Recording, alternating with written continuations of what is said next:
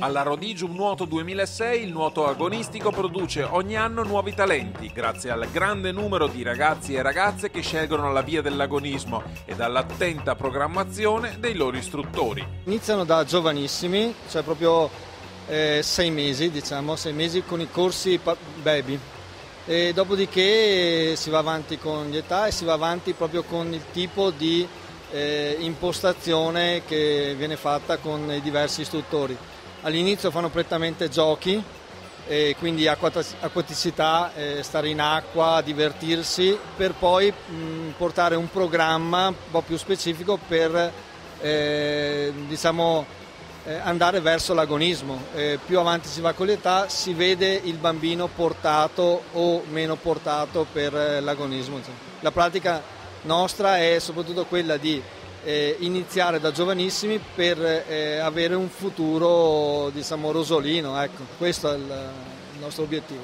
Andiamo allora a conoscere alcuni atleti, come ad esempio Claudia, che ai recenti campionati italiani di Riccione ha sfiorato il bronzo nella 4% stile libero. Nuoto da 8 anni e mezzo, ho iniziato a nuotare all'età della prima elementare e devo dire che mi è piaciuto molto la prima volta che sono entrata in acqua.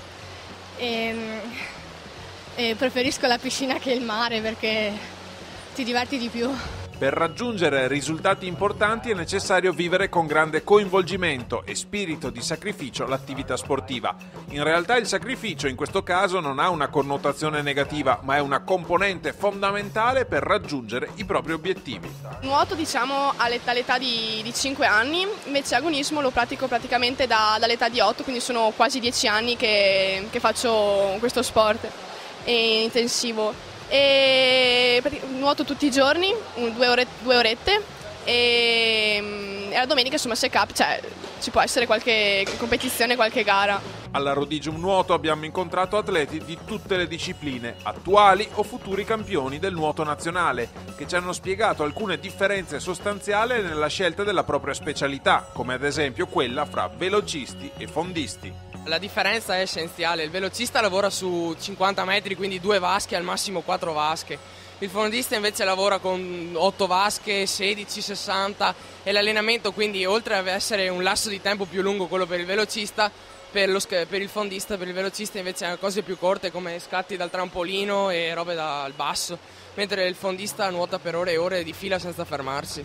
Insomma, nel nuoto abbiamo capito che c'è posto per tutti, ma soprattutto c'è una specialità adatta a tutti. Almeno una volta il nuoto è uno sport da provare. È curioso osservare con quanta passione questi ragazzi trascorrano i loro pomeriggi in vasca e con quante tecniche, dentro o fuori dall'acqua, vengano allenati.